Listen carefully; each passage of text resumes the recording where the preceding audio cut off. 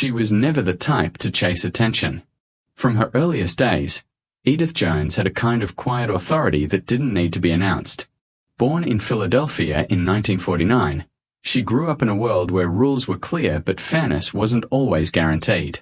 She learned early that discipline wasn't about fear, it was about self-respect. Teachers remembered her as the girl who read beyond the syllabus, who questioned why things were the way they were. While others were content with easy answers, she was hungry for the difficult truths that shaped people's lives. In the late 1960s, when America itself was divided and restless, Edith Jones entered Cornell University. The country was marching for civil rights, protesting wars, and redefining justice. She watched it all carefully, neither blinded by emotion nor detached by intellect. She believed passion should serve reason, not control it. At Cornell, she discovered the power of debate, the art of defending ideas, not people's tempers. Professors noticed her sharp analytical mind, her ability to slice through rhetoric and reach the core of an argument. Law was a natural step. She enrolled at the University of Texas School of Law, one of the few women in her class. It was not an easy environment. Some classmates doubted that women belonged in serious legal practice. She didn't argue back, she outperformed them. She spent long nights studying precedent cases, memorizing constitutional patterns, and writing notes so precise that others borrowed them to prepare for exams. Her professors often said, "She doesn't just learn law, she dissects it." When she graduated in 1974, she entered a world still skeptical of women in authority. Edith joined a Houston firm specializing in bankruptcy law, a dry field for most, but to her, it was a puzzle of human responsibility. Bankruptcy cases weren't just numbers, they were stories of failure and resilience. She learned how to balance empathy with accountability. It taught her that justice wasn't soft, and mercy wasn't weak. Every case sharpened her conviction that law should serve both logic and conscience. Her rise through the legal world was steady, not flashy. In 1985, President Ronald Reagan nominated her to the U.S. Court of Appeals for the Fifth Circuit. She was only in her mid-30s, one of the youngest ever appointed. It was a turning point, not just for her, but for every young woman who believed they could command a courtroom through intellect alone. When she took her oath, she wasn't thinking about power. She was thinking about responsibility, the responsibility to interpret the Constitution faithfully, even when it was unpopular. In her courtroom, silence carried weight. She was known for her sharp questions, her precise phrasing, and her refusal to accept emotional manipulation. Lawyers who tried theatrics quickly learned that she valued clarity over drama. Her rulings were detailed, often firm, sometimes controversial, but always reasoned. She didn't chase headlines. Headlines found her. Her scholarship grew deeper over time. She wrote and lectured on constitutional interpretation, the role of moral reasoning in law, and the limits of judicial activism. For her, being a scholar wasn't about showing off intelligence, it was about preserving wisdom. She believed that the law was a living discipline, but not a toy for trends. It had to evolve, but through reason, not impulse. That conviction often placed her at the center of national debates, especially on issues like capital punishment, abortion, and federalism.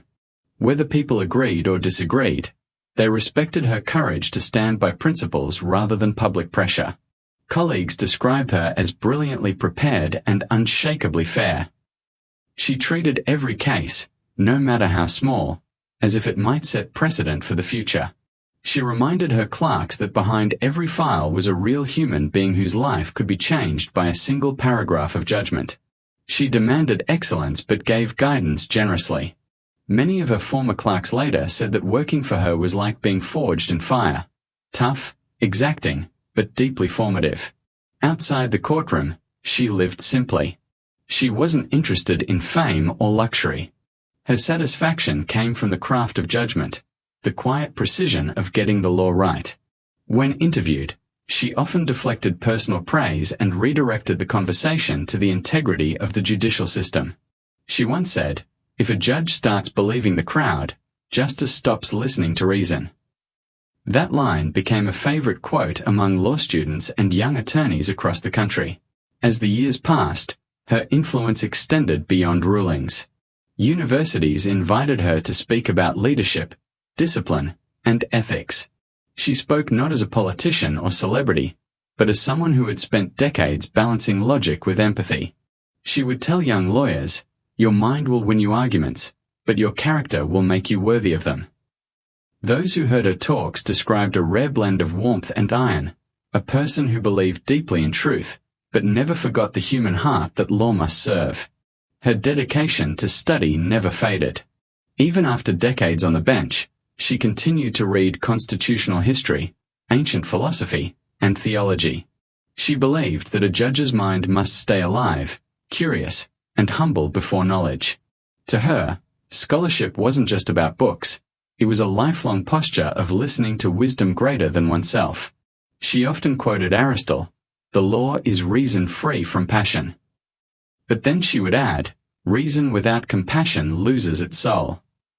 Over time, she became known not just as a judge but as a mentor, a scholar who shaped how others thought about justice. When difficult cases came, she was often the one colleagues turned to for clarity. She had a way of cutting through confusion, not with authority but with insight. She could see both the letter and the spirit of the law, a balance that few mastered.